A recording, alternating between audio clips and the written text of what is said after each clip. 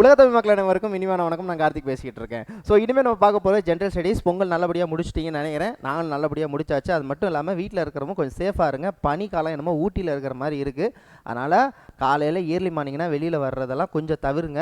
So குழந்தைங்களை பத்திரமா பார்த்துக்கோங்க. வைரல் ஃபீவர்லாம் ரொம்ப வருது. அது மட்டும் இல்லாமல் வந்துருச்சுன்னா ஒரு வாரம் போகவே மாட்டேங்குது. ஹாஸ்பிட்டலில் அட்மிட் பண்ணால் மட்டும்தான் க்யூர் ஆகிற மாதிரியெல்லாம் இப்போ ரொம்ப வைரல் ஃபீவர் ரொம்ப அதிகமாக இருக்குது. ஸோ குழந்தைங்கள்லாம் வச்சுருந்தீங்கன்னா ரொம்ப சேஃபாக இருந்துருங்க. சரிங்களா? ரொம்ப முக்கியம். சரி, வாங்க பேக் டு நம்ம ஃபார்முக்கு வந்துடலாம். ஸோ இப்போ நம்ம பார்க்க போகிறது என்ன அப்படின்னு பார்த்தீங்கன்னா, இந்த என்டிபிசிக்கும் டிஎன்பிசி இருக்கக்கூடிய ஜென்ரல் ஸ்டடீஸுக்கு நம்ம ஒரு செஷன் ஃபாலோ பண்ண போகிறோம். நல்லா கவனிச்சுக்கோங்க. இனிமேல் நம்ம அப்லோட் பண்ணக்கூடிய வீடியோ எதை பேஸ் பண்ணியிருக்கும்னா ஜென்ரல் ஸ்டடீஸ் பேஸ் பண்ணியிருக்கும். கொடுக்கக்கூடிய நோட்ஸு குரூப் 1 குரூப் 2 லெவலில் இருக்கும். ஏன்னா நீங்கள் குரூப் 2 லெவலில் ஸ்ட்ராங்காக மெயின்ஸுக்கு படிக்கிற மாதிரி நம்ம கிளாஸஸ் கண்டக்ட் பண்ண போகிறோம். ஒரு டாபிக் எடுத்துகிட்டா அந்த டாப்பிக்கில் இருக்கக்கூடிய கண்டென்ட்டை both state board and NCERT புக்ஸை ஃபாலோ பண்ணி உங்களுக்கு கொண்டு போக போகிறோம். ஸோ நீங்கள் ஆர்ஆர்பி என்டிபிசி படிக்கிறதா இருந்தாலும் சரி, இல்லை டிஎன்பிசி குரூப் 2 குரூப் 4 எது படிக்கிறதா இருந்தாலும் சரி, இது தாராளமாக பொருந்தும். ஸோ கண்டென்ட் ஒன்றுமே பார்த்து அனலைஸ் பண்ணி தான் உங்களுக்கு கொடுக்குறோம். ரெண்டாவது முக்கியமான விஷயம், இந்த கண்டென்ட்டை மட்டும் நான் பார்த்தா போதுமா கிளியர் பண்ண முடியாது. கைப்பட நோட்டு போட்டு நீங்கள் ஷார்ட் நோட்ஸ் எழுதியே ஆகணும். நான் பல தடவை சொன்னது தான். நான் கிளாஸ் நல்லா எடுக்கலாம், நீங்கள் பார்க்குறது கூட நல்லா இருக்கலாம், புரிகிற மாதிரி இருக்கலாம். ஆனால் நீங்கள் நோட்டு போட்டு எழுதலைன்னா உங்களால் கிளியர் பண்ணவே முடியாது. ஏன்னா சார் இப்படி சொல்கிறாருன்னா அதான் நிதர்சனமான உண்மை. குரூப் 2 குரூப் 1 லெவலில் படித்தா தான் குரூப் 4 கிளியர் பண்ணவே முடியும். 1 மார்க் கேள்வி மாதிரி தயவு செஞ்சு படிக்காதீங்க. ஜென்ரல் ஸ்டடீஸ் தான் உங்கள் மார்க்கை நிர்ணயப்படுத்தும். தமிழ் எல்லாருமே படிச்சிடலாம். ஸோ அதனால் டிஎன்பிசி படிக்கிறவங்க தயவு செஞ்சு நோட் போடுங்க. இப்போ நம்ம இனிமேல் ஃபாலோ பண்ண போகிறது modern India. Already 2 video upload பண்ணிட்டோம். ஆனால் இருந்தாலும் ரீகால் பண்ணிட்டு தான் நம்ம போக போகிறோம். சரிங்களா? அதனால் நீங்கள் கேட்டதுக்காக தான் நான் போர்டு வீடியோவுக்கு வந்திருக்கேன். சரிங்களா? அதனால் இந்த போர்டு வீடியோ உங்களுக்காக நான் வந்திருக்கேன்னா நீங்கள் அதுக்கேற்ற மாதிரி தயாராகுங்க, படிக்க ரெடியாகுங்க. தயவு செஞ்சு டெய்லியுமே நோட் எடுத்து எழுதுங்க. நீங்கள் நோட்டு கைப்பட எழுதுனா தான் நோட்ஸை நீங்கள் கிரியேட் பண்ணால் மட்டும்தான் அது மறக்காது. இல்லைனா ஒவ்வொரு டைமும் ரீகால் பண்ணும்போது நீங்கள் புக்ஸை தேடிக்கிட்டே இருக்கிற மாதிரி இருக்கும். சரிங்களா? நோட்டு போட்டு ஃபாலோ பண்ணி, நோட்டு அங்கே இருக்குதுன்னு நினைக்கிறேன், நோட்டு போட்டு ஃபாலோ பண்ணி நீங்கள் பிடிச்சா மட்டும்தான் உங்களால் முடிக்க முடியும். ஒரு நோட்டு இந்த மாதிரி போட்டுட்டு அந்த நோட்டில் மாடர்ன் இந்தியான்னு ஃபாலோ பண்ணி அதை ஃபாலோ பண்ணி எழுத ஆரம்பிக்கணும். எழுதுனா மட்டும்தான் உங்களால் கிளியர் பண்ண முடியும். நான் அடித்து சொல்லுவேன். அதே நேரத்தில் போர்ஷன் படிக்கும்போது தெரிஞ்சுக்கணும்னு நினச்சி தயவு செஞ்சு படிங்க. இதில் வந்து மார்க் வருமா? மார்க்கெல்லாம் வரும். சரிங்களா? நீங்கள் ஏன்னா எல்லாருமே இன்டர்லிங்க்கு, எல்லாமே லிங்க்கில் இருக்குது. இப்போ இன்றைக்கி நடத்த போகிற கான்செப்ட் வந்து லிங்க்லேயே இருந்தது. இது ஒரு ஸ்டோரி மாதிரி. ஸ்டோரியில் கதையில் வந்து இந்த சீன் முக்கியமான சீன்லேன்னா அதை ஒமிட் பண்ணிவிட்டு அந்த படம் புரிஞ்சிருமா? அந்த மாதிரி தான் ஹிஸ்ட்ரியை பொறுத்த வரைக்கும், மாடர்ன் இந்தியாவை பொறுத்த வரைக்கும் சொல்கிறத அப்படியே கோத்ரூ பண்ணிவிட்டு அப்படியே ஸ்டெப் பை ஸ்டெப்பாக ஃபாலோ பண்ணுங்கள். உங்களுக்கு கான்செப்ட் சூப்பராக புரியும். ரெடியா? நம்ம பேட்சில் இருக்க ஸ்டூடெண்ட்ஸ் நான் ஆல்ரெடி சொல்லிவிட்டேன். நீங்கள் நோட்ஸ் சென்ட் பண்ணலைன்னா பேட்சிலேருந்து தூக்கிடுவேன். ஓப்பனாக சொல்கிறேன். அதில் பாரபட்சமே கிடையாது. நீங்கள் நோட்ஸ் எழுதி எனக்கு அனுப்பி தான் ஆகணும். ஓகேவா? பார்த்தலாமா? எஸ். இப்போ லாஸ்ட் நம்ம 2 கிளாஸ் என்ன பார்த்துருந்தோம் அப்படின்னு பார்த்தீங்கன்னா, British rule and then company rule அப்படின்னு 2 பார்த்துருந்தோம். ஸோ பார்க்குறதுக்கு முன்னாடி ஒரு கோத்ரூ பண்ணிடலாம். இதுதான் 3வது வீடியோ. இருந்தாலும் நம்ம ஒரு தடவை ரீகால் பண்ணிட்டு போகலாம். பொதுவாக நீங்கள் மாடர்ன் இந்தியா எடுத்துக்கிட்டீங்க அப்படின்னு பார்த்தீங்கன்னா அதோட ஆர்ஜின் எங்கேருந்து வருதுன்னா ஐரோப்பியர்கள் வருகையிலேருந்து ஆரம்பிக்குதுன்னு ஆல்ரெடி சொல்லியிருந்தேன். ஐரோப்பியர்கள் வருகைன்னா என்ன அர்த்தம்னா அதாவது ஐரோப்பா கண்டத்தை சேர்ந்தவர்கள் வணிகம் புரிவதற்காக இங்கே வருவாங்க. அதில் போர்ச்சுகீசியர்கள், டச்சுக்காரர்கள், ஆங்கிலேயர்கள், டேனியர்கள், பிரெஞ்சுக்காரங்க இந்த ஆர்டரில் வருவாங்க. இவங்க வந்ததுக்கப்புறம் இங்கே இருக்கக்கூடிய அரசியல் வணிக குழுவுக்காக வந்தவங்க இவங்க என்ன பண்ணணும்னா இங்கே வணிகம் புரிஞ்சு காசை வரியாக டேக்ஸாக அவங்க சொந்த நாட்டுக்கு கட்டணும். சரிங்களா? ஆனால் இங்கே வந்தவங்க இங்கே இருக்கக்கூடிய அரசர்கள் இருக்கக்கூடிய போர் நடக்குது இல்லையா, அவங்களுக்கு பின்னாடி துணை புரிந்து அரசியல் செல்வாக்கு பெறணும்னு முற்படுறாங்க. அதில் ஆங்கிலேயர்களும் பிரெஞ்சுக்காரர்களும் கடைசியாக காலூன்றி நிற்கிறாங்க. அதில் கர்நாடக போர் முடிவில் கிட்டத்தட்ட பிரெஞ்சுக்காரர்களை ஒழிச்சு கட்டிட்டு ஆங்கிலேயர்கள் செல்வாக்கு பெறுகிறாங்க. இப்போ இந்த ஆங்கிலேயர்கள் இங்கே அரசியல் செல்வாக்கு பெறுவதற்கான 2 மிக முக்கியமான போர்னா நான் பல தடவை கிளாஸில் சொல்லியிருக்கேன். பிளாசிக் போர் அண்டு பக்சார் போர். அப்போ பிளாசிக் போர் 1757. பிளாசிக் அப்படிங்கிறது பிளேஸு. சரிங்களா? பிளாசிக் போர் மற்றும் பக்சார் போர் மறந்துடவே கூடாது. 1764 பக்சார் போர். என்ன போர்? பக்சார் போர். இந்த பிளாசிக் போர்னா என்ன, பக்சார் போர்னா என்ன அப்படிங்கிறது நான் வார் கான்செப்ட் எடுக்கும்போது கிளியராக சொல்கிறேன். இப்போதைக்கு இந்த 2 போரின் முடிவில் ஆங்கிலேயர்கள் தனது காலாணிக்கத்தை இங்கே உருவாக்குறாங்க. அப்போ இப்போ என்னது, அரசர்கள் எல்லாத்தையும் கொன்று துவிச்சிட்டு இவங்க அடிமை மக்களை அடிமைகளாம் கிடையாது, அரசர்கள் இருப்பார்கள், அவங்கள்ட்ட இருந்து திவானி அந்தஸ்து அப்படிங்கிற ஒரு விஷயத்தை பெறாங்க. பக்சார் போர் முடிவில் திவானி உரிமை. வங்காள பகுதியில் முக்கியமான வங்காள பகுதி தான் மிக முக்கியமான பகுதியாக கருதப்படுது. திவானினா என்னையா, திவானினா என்ன அர்த்தம்னா, விவசாயிகளிடமிருந்து யார் யார் நிலம் வச்சுருக்காங்களோ, விவசாயம் பண்ணுறாங்களோ, இந்த மாதிரி இருக்கிறவங்கள்ட்ட வரி வசூலிக்கும் உரிமை. இந்த உரிமையை பெற்றது அவங்க என்ன பண்ணுறாங்க, ராஜா நீங்கள் ஒன்றும் பண்ண வேணாம், நீங்கள் அமர்ந்து அப்படியே உட்காருங்க, வரியை நாங்கள் வாங்கிக்கிறோம், வரியை வாங்கி உங்களுக்கு தேவையான பர்சன்டேஜை நான் உங்களுக்கு கொடுத்துட்றோம் அப்படிங்கிற ஒரு ரூல்ஸ் அண்ட் ரெகுலேஷனை கொண்டு வராங்க. அப்போ போர் மற்றபடி வேறு ஏதாவது விஷயத்தா அரசர்கள் அவங்க பார்த்துக்குவாங்க, முகலாய அரசர்கள் நவாப்பு அவங்களாம் பார்த்துக்குவாங்க. மற்றபடி வரி வசூலிக்கும் திவானி அந்தஸ்தை பெற்றதுனால முதலாக இரட்டை ஆட்சி முறையை உருவாக்குறாங்க. 1764 பக்சார் போர் முடிவில் தன்னை தானே முதல் ஆளுநராக, வங்காளத்தின் முதல் ஆளுநராக அனௌன்ஸ்மெண்ட் பண்ணிக்கிறாரு ராபர்ட் கிளைவ். மறந்துடவே கூடாது, நான் கிளாஸ் தான் எடுத்துக்கிட்டு இருக்கேன், சரி ஓகே. ராபர்ட் கிளைவ் இந்த ஆள் என்ன பண்ணுறாருன்னா, முதலாக ஆளுநருங்கிற போஸ்டையே உருவாக்குறாப்புல. எப்போ, இதுக்கு அடுத்த வருஷம் 1765. அப்போ ஆளுநர் அப்படிங்கிற பதவி எப்போ உருவாக்கப்படுதுன்னா 1765 தன்னை தானே ஆளுநராக, வங்காளத்தின் ஆளுநராக அறிவித்து கொண்டார் ராபர்ட் கிளைவ். திவானி உரிமை பெறாரு. இதனால் இந்த ராபர்ட் கிளைவ் வங்காளத்தில் இருக்கக்கூடிய நவாப் இருப்பாப் இல்லையா, நவாப்னா அரசர்னு அர்த்தம், இப்போ நம்ம நாட்டு அரசருங்கிற மாதிரி. ஸோ நவாப் மற்றும் முகலாய அரசர்களுக்கு வருடம் ஒரு நிதியுதவி கொடுத்தாரு. 32 லட்சம் வருடத்துக்கு கொடுத்தாரு நவாப்புக்கு. 26 லட்சம் முகலாய அரசருக்கு வருடந்தோறும் இவர் கொடுத்தாரு. அப்போ எவ்வளோ வாங்கியிருப்பார்.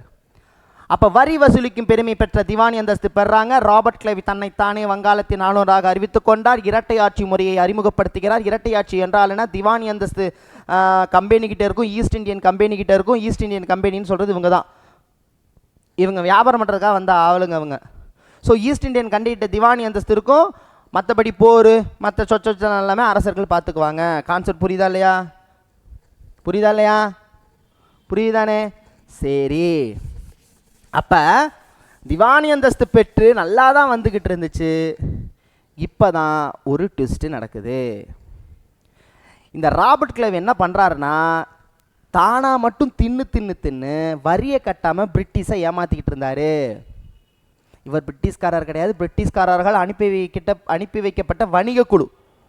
என்னடா நம்ம அனுப்பிட்டோம், ஆனால் அவன் கவர்னர்னுங்கிற ஒரு போஸ்டிங்கை போட்டு அங்கே எல்லாத்தையும் தின்னு தீக்கிறான், இங்கே வரி ஒன்றும் கட்டலைன்னு என்னன்னு கேட்குறாங்க. இவர் ராபர்ட் கிளைவ் சொல்கிறாரு, ஐயோ எங்கிட்டே காசு இல்லையே தலைவா, நீ இன்னும் கொஞ்சம் பணம் அனுப்பிச்சின்னா நான் வணிக குழுவை நடத்துறதுக்கு இதுவாக இருக்கும், நான் அதுக்கு சேர்த்து நான் வட்டி கட்டுறேன் அப்படிங்கிற மாதிரி கான்வர்சேஷன் போகுது.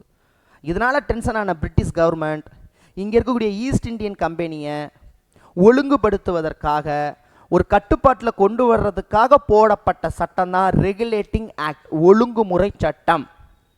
அதுதான் இந்தியாவில் போடப்பட்ட முதல் சட்டம். டிஎன்பிசி கொஸ்டின்ல கேட்டிருக்காங்க. முதலாக இந்தியாவில் போடப்பட்ட சட்டம் 1773 போடப்பட்ட ஒழுங்குமுறை சட்டம் 1773. அப்போ 73 போடுற வரைக்கும் ராபர்ட் கிளைவ் இருந்தாருன்னா, ராபர்ட் கிளைவ் அது வரைக்கும் இருக்கலை. அப்போ அது வரைக்கும் ஆட்சிகள் ஒவ்வொருத்தங்க வந்துக்கிட்டே இருந்தாங்க. அதன் அடிப்படையில் ஆளுநர்கள் அப்படிங்கிற அடிப்படையில் வரிசையாக நீங்கள் தெரிஞ்சுக்கப்பட வேண்டிய ஆளுங்க யாரு அப்படின்னா, ஃபஸ்ட்டு வாரன் ஹேஸ்டிங்.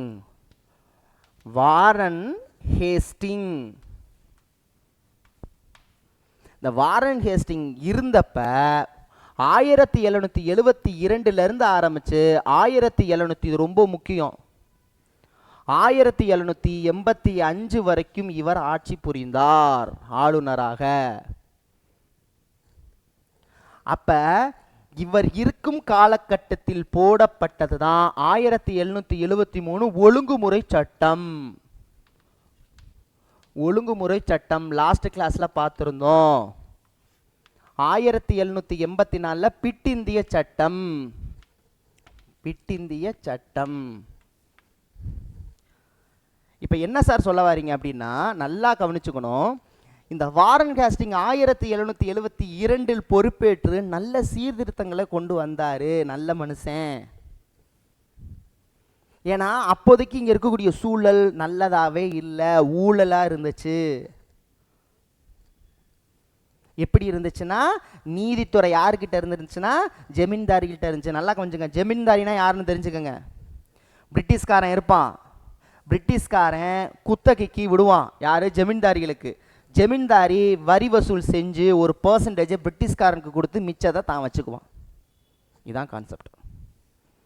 அப்ப ஜமீன்தாரிகள் அவர்கள் தான் நீதி வழங்கும் ஆண்களாக இருந்தார்கள். இதனால ஊழல் அதிகமாக இருந்துச்சு. காவல்துறை கட்டுப்பாட்டு இவங்க சொல்றதான் காவல்துறை கேட்டுக்கிட்டு இருந்தாங்க. இதுதான் நீங்க பல படத்தில் பார்த்துருப்பீங்க. அசுரன் படம், அந்த நான் இப்போ வந்துச்சு இல்லையா, விடுதலை 2, அந்த படத்தெல்லாம் ஜமீன்தாரிகள்லாம் இருப்பாங்கல்ல, அவங்கெல்லாம் காவல்துறை கட்டுப்பாட்டில் இருந்து அடிமைகளாகவும் மக்களை வழிநடத்தினார்கள். ஸோ விவசாயிகள்கிட்ட இருந்து வரி வசூல் செய்யும் உரிமை பெறுவதனால தான் தான் ராஜா, நீங்கள்லாம் அடிமை அப்படிங்கிற ஒரு சமூகத்தை, ஒரு கட்டமைப்பை உருவாக்குறாங்க. பாயிண்ட் புரியுதா? அப்போ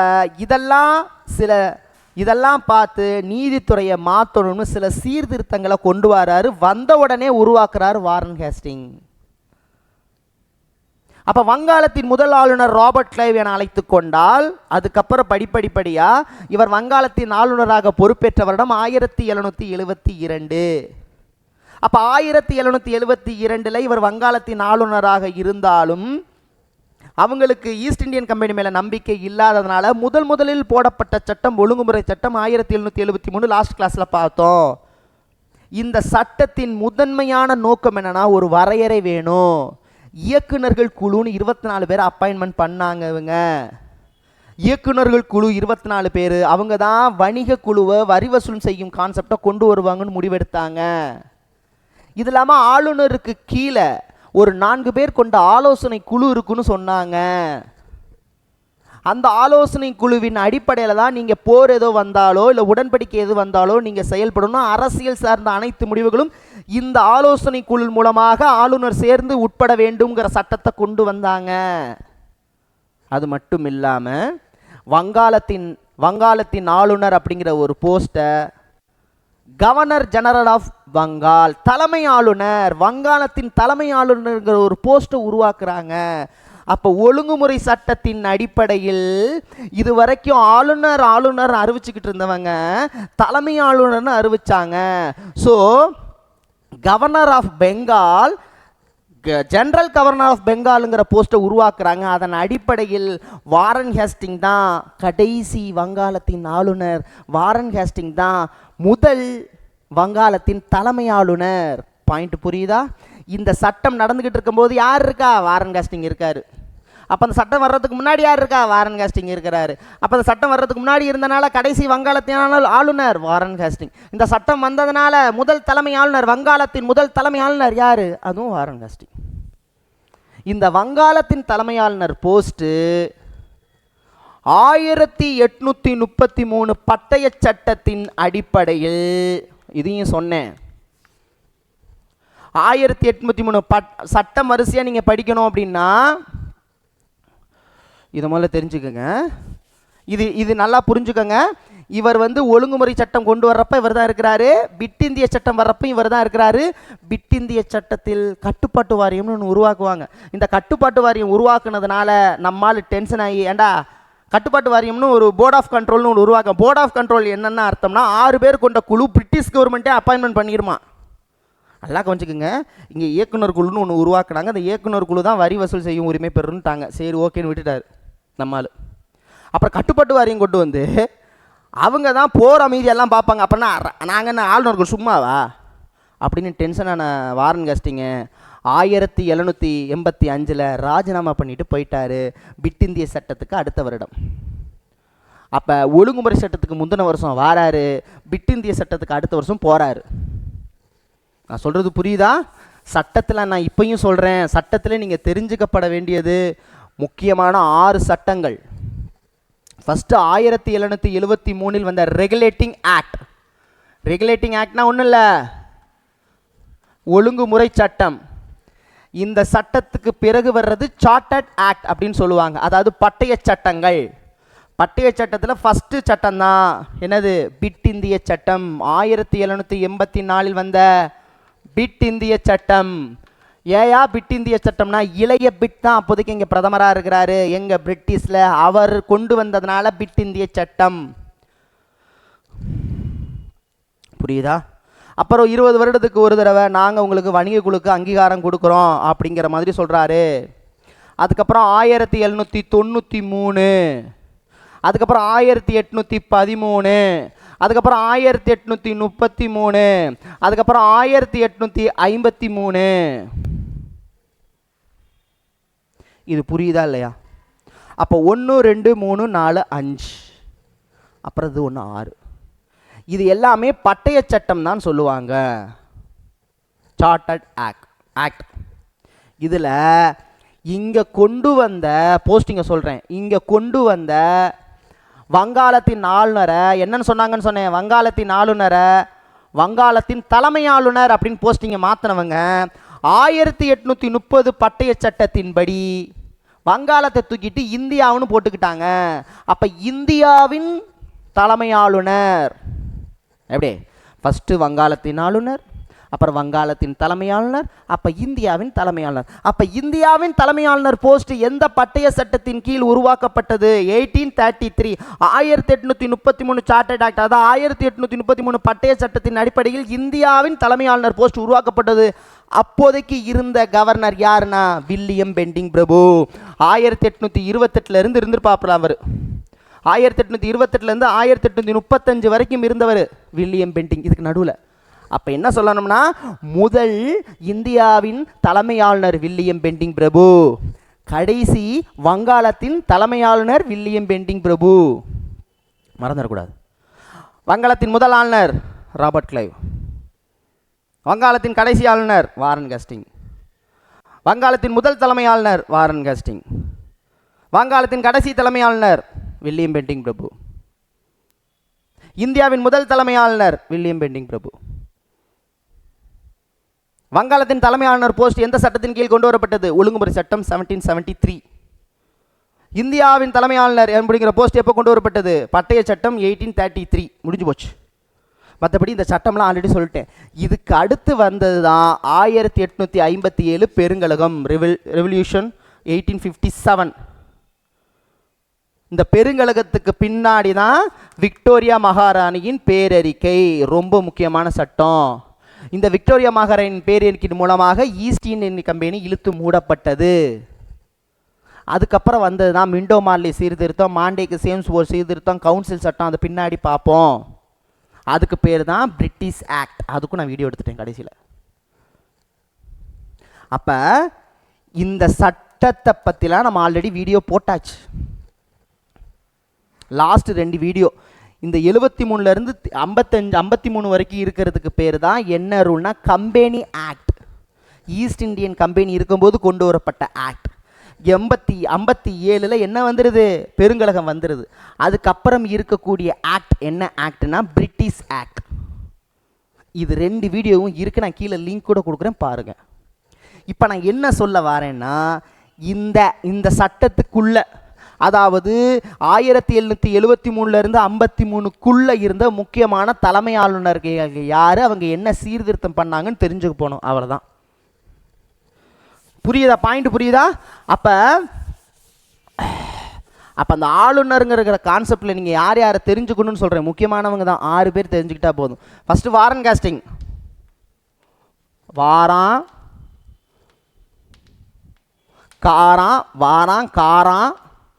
காரன் வாலிஸ், வெள்ளக்காரன் வெல்லஸ்லி பிரபு,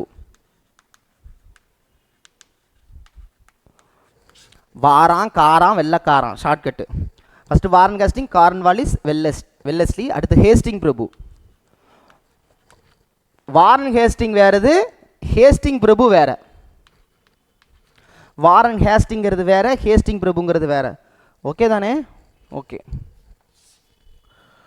ஓகே. அப்போ Warren Hasting, Cornwallis, Wellesley, Hasting பிரபு. அதுக்கப்புறம் முக்கியமானது பெண்டிங், வில்லியம் பெண்டிங்.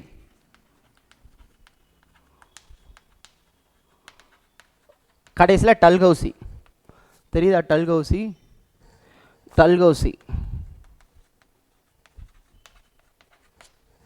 இவங்களாம் முக்கியமானவங்க. இவங்க சில சீர்திருத்தத்தை பண்ணியிருக்காங்க. நம்ம இப்போதைக்கு இருக்கக்கூடிய ஆளுநருங்கிற போஸ்டர் ராபர்ட் கிளைப் உருவாக்குன மாதிரி நீதிமன்றத்தை ஃபஸ்ட்டு உருவாக்குனது வாரன் ஹேஸ்டிங் தான். இப்போ நம்ம இருக்கக்கூடிய இந்த சட்டமன்றம், நிர்வாகத்துறை, நீதித்துறை மூணையும் பிரித்தாங்க இல்லையா? அது அப்போவே பிரிச்சுட்டாங்க. சட்டம் இயற்றும் துறை, இப்போ இருக்கிற டிபார்ட்மெண்ட் அப்படி தான், எக்ஸிக்யூட்டிவ் டிபார்ட்மெண்ட், நிர்வாகத்துறை. தமிழக அரசு உள்ள இந்தியா போடக்கூடிய சட்டங்களை மக்களுக்கு கொண்டு போய் கொடுக்கக்கூடியதான் எக்ஸிக்யூட்டிவ் டிபார்ட்மெண்ட். அதுக்கு தான் நீங்கள் படிச்சுக்கிட்டு இருக்கீங்க. எக்ஸிக்யூட்டிவ் டிபார்ட்மெண்ட்டாக அதை நடைமுறைப்படுத்துறது. நிர்வாகத்துறை, அந்த நிர்வாகத்துக்கு தான் நீங்கள் படிச்சுக்கிட்டு இருக்கீங்க. வேட்டி சேலை கொடுக்கணும்னா நீங்கள் தான் போய் கொடுக்கணும். ஏதாவது சட்டங்களை போட்டாங்கன்னா அதை நீங்கள் தான் கொண்டு போய் சேர்க்கணும். அது நீங்கள் போலீஸ் டிபார்ட்மெண்ட்டாக இருக்கலாம், இல்லை கருவூலத்தல் அலுவலராக இருக்கலாம். த எக்ஸிக்யூட்டிவ் டிபார்ட்மெண்ட், கவர்மெண்ட் ஜாப் அப்படின்னு வச்சுக்கோங்க. அடுத்து சட்டம் இயற்றும் துறை, எம்எல்ஏ, எம்பிஸ், பாலிடிக்ஸ். அடுத்து நீதித்துறை, ஜஸ்டிஸ். அப்போ அந்த 3 துறையும் பிரித்தது யார் தெரியுமா? கார்ன்வாலிஸ். இப்படி ஒவ்வொரு இடத்துலையும் அவங்க சில விஷயத்தை கொண்டு வந்திருப்பாங்க. சட்டங்கள் போடப்பட்டது நம்ம பார்த்துட்டோம். 73 இவங்களுக்கு நடுவில் தான் அந்த சட்டங்கள் வரும். இவர் இருக்கும்போது தான் ஒழுங்குமுறை சட்டம் வந்துச்சு, இவர் இருக்கும்போது தான் பிட் இந்திய சட்டம் வந்துச்சு, வில்லியம் பெண்டிங் பிரபு இருக்கும்போது தான் 1833 பட்டய சட்டம் வந்துச்சு, ஹேஸ்டிங் இருக்கும்போது தான் 1813 1,00,000 நிதியுதவி கல்விக்காக கொடுத்தாங்க, அழுத்தி சொன்னேனே அது வந்துச்சு. இவங்க இருக்கும்போது தான் சட்டங்கள் வந்துச்சு. இப்போதைக்கு இவங்க என்னென்ன பண்ணி கிழிச்சாங்கன்னு பார்க்க போகிறோம். அவ்வளோதான், வேறு ஒன்றும் இல்லை. முதல்ல கான்செப்ட் புரிஞ்சுக்குங்க. அப்போ வாரான், காரான், வெள்ளக்காரான், இதான் வாரன் ஹேஸ்டிங், கார்ன்வாலிஸ், வெல்லஸ்லி. அடுத்து ஹேஸ்டிங், வில்லியம், வில்லி டல்ஹௌசி, வில்லி டல்ஹௌசி முடிஞ்சு போச்சு. வருஷம் ரொம்ப ஈஸி. 1772 முதல் 1785 வரை. இவருக்கு அடுத்த வருஷம் தான் ஒழுங்குமுறை சட்டம் வந்துச்சு. பிட் இந்திய சட்டம் வந்ததுக்கப்புறம் தான் இவர் வேலையை விட்டு போயிட்டார். அப்புறம் 1786 இது புரியுதா? 1786 1793. இது 1798 98 93 98 ஆரம்பிக்கும். ஹேஸ்டிங் ரொம்ப ஈஸி. 1813 to 1823 13-23 Hasting. இது ரொம்ப அக்யூரேட்டாக தெரிஞ்சுக்கணும்னு அவசியம் இல்லை, சும்மா ஓரலாக தெரிஞ்சுக்கிட்டா போதும். இது 1828 முதல் 1835 வரைக்கும். யார்? வில்லியம் பெண்டிங் பிரபு.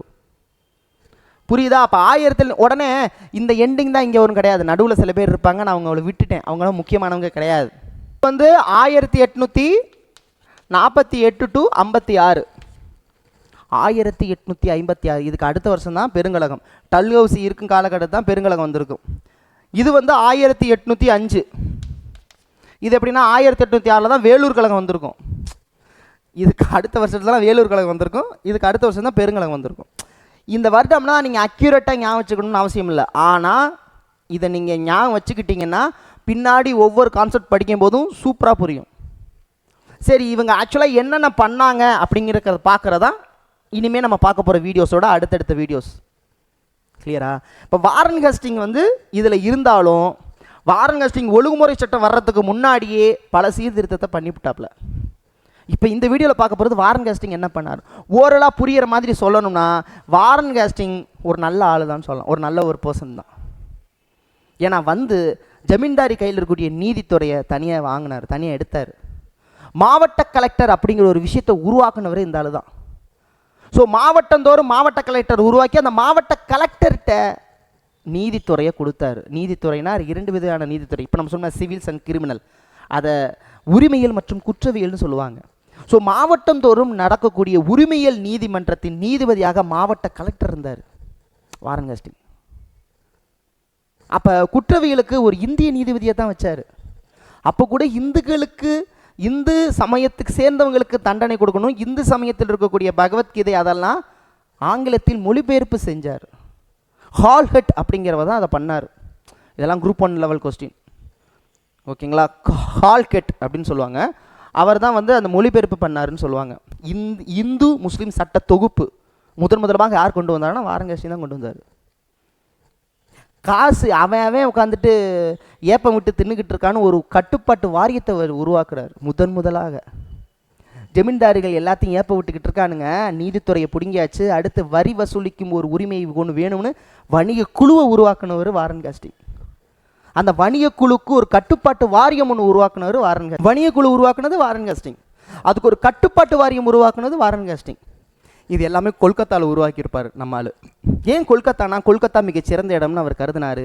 அதனால தான் தனது தலைநகரமாக இருந்த முர்சிதாபாத் தலைநகரை கொல்கத்தாவுக்கு மாற்றியவர் இவர் தான். நான் இப்போ சொல்கிற ஒவ்வொரு வரியும் ஒவ்வொரு பாயிண்ட்டு. வாரன் ஹேஸ்டிங் சொன்னால் வரிசையாக சொல்லணும். மாவட்ட கலெக்டர் உருவாக்குனவர் அந்த ஆள் தான். வந்த உடனே பார்த்தாரு, இது சரிப்பட்டு வராதிங்க, ஊழல் அதிகமாக இருக்குது. எதனால் ஊழல் அதிகமாக இருக்குது? ஜமீன்தாரி. ஏன் ஜமீன்தாரி பண்ணுறாங்க? இரட்டை ஆட்சி முறையை கொண்டு வந்தார். யார் கொண்டு வந்தார்? ராபர்ட் கிளைவ் கொண்டு வந்தார். தூக்கு இரட்டை ஆட்சி முறையை ஒழித்தவர் அவர் தான். 1772 ஒழிச்சிட்டார். இரட்டை ஆட்சி முறையை உருவாக்குனவர் ராபர்ட் கிளைவ். இரட்டை ஆட்சி முறையை ஒழித்தவர் வாரன் ஹேஸ்டிங். இரட்டை ஆட்சி முறைக்கு பல மீனிங் இருக்குது. பின்னாடி இரட்டை ஆட்சி முறை படிப்பீங்க, அதோட மீனிங் வேறு. இங்கே இரட்டை ஆட்சி முறைன்னு அவங்க சொல்கிறது திவானி அந்தஸ்தை ஒழிச்சிட்டாரு. யார்? Warren Hasting. இதன் மூலமாக திவானி அந்தஸ்து பெறதுனால, அந்த போக்குனதுனால, அப்போ யார் வரி வசூலிக்கும் செய்யும் உரிமையை பெறாங்கிற கொஸ்டின் வரப்போ நாங்கள் ஏலம் விடுறோம், குத்தகைக்கு விடுறோன்னு சொல்லி ஃபாலோ பண்ணி குத்தகைக்கு விடுறாரு. ஆனால் அதனால் எந்த யூஸும் இல்லை.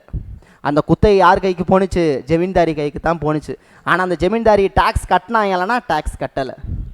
இவர் நல்லதுக்காக தான் பண்ணியிருக்காப்புல, ஆனால் அங்கே நோ யூஸ்.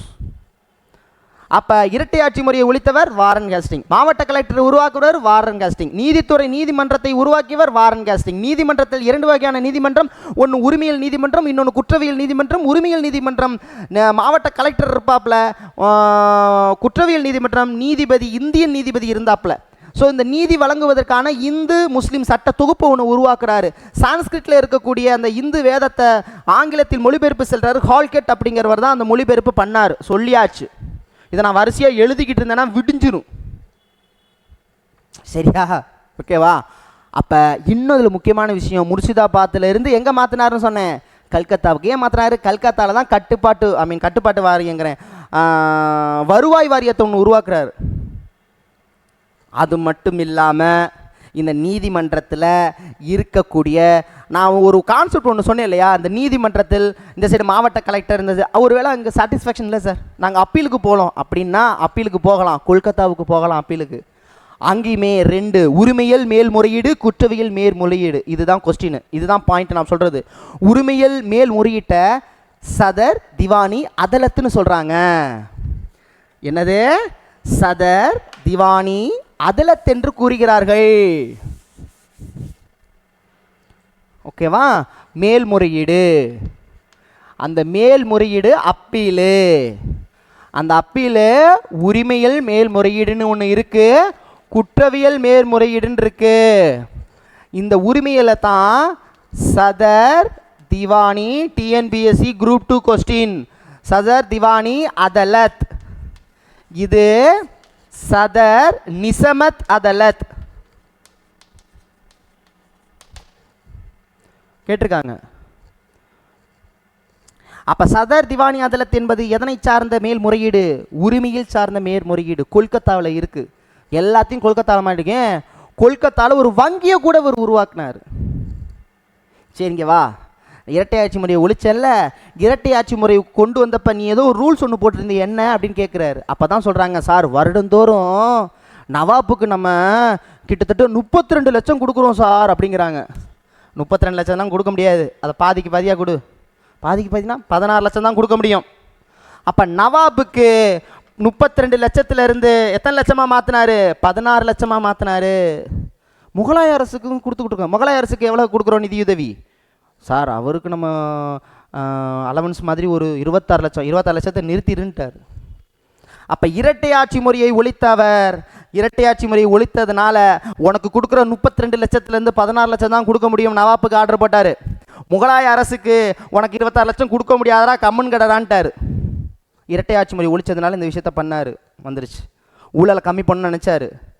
இந்த தஸ்தக் அப்படிங்கிற ஒரு சலுகை ஒன்று வச்சுருந்தானுங்க. அப்போ தஸ்தக்னா என்ன அர்த்தம்னா, வணிக குழுவெல்லாம் வணிகர்கள், உயர்ந்த வணிகர்கள், இந்திய வணிகர்கள் கிடையாது, அங்கே இருக்கக்கூடிய வணிகர்கள் இங்கே வர்றதுக்கான வரி சலுகை பெறுவதற்கான ஒரு பரிசு சீட்டு, ஒரு சலுகை சீட்டை தான் தஸ்தக் அப்படின்னு சொல்லுவாங்க. தஸ்தக். அந்த தஸ்தக்கை தடை செஞ்சார். அப்படிலாம் கிடையாது, பரிசு சலுகை கிடையாது. இங்கே வா, வெளிநாட்டு ப்ராடக்டாக இருந்தாலும் சரி, உள்நாட்டு ப்ராடக்டாக இருந்தாலும் சரி, வரி ஒன்று தான், 2.5% அப்படின்னு சொன்னார். 2.5% வரியை கொண்டு வந்தார். அது உள்நாட்டு பொருளாக இருந்தாலும் சரி, வெளிநாட்டு பொருளாக இருந்தாலும் சரி. வங்கியை ஒன்று உருவாக்குறாரு, காவல்துறை மேம்பாட்டை உருவாக்குறாரு. என்னடா சொல்லிக்கிட்டே போகிற, வாரன் காஸ்டிங் அவ்வளவு பண்ணியிருக்காப்புல. அப்போ நீதிமன்றத்தை இங்கே மாவட்ட கலெக்டரில் உருவாக்குறாப்புல, அது மேல்முறையீடு கொல்கத்தாவில் வைக்கிறாப்புல, வருவாய் வாரியத்தை ஒன்று உருவாக்குறாப்ப கொல்கத்தாவில், இரட்டை ஆட்சி முறையை ஒழிக்கிறாப்புல, மேல்முறையீடில் உரிமையல் நீதிமன்ற சதர் திவானி அதலத்துங்கிறாரு, மேல்முறையீடு குற்றவியல சதர் நிசமத் அதலத்துங்கிறாரு. இங்கேயும் ஒரு நீதிபதி, இந்திய நீதிபதி இருந்தார்.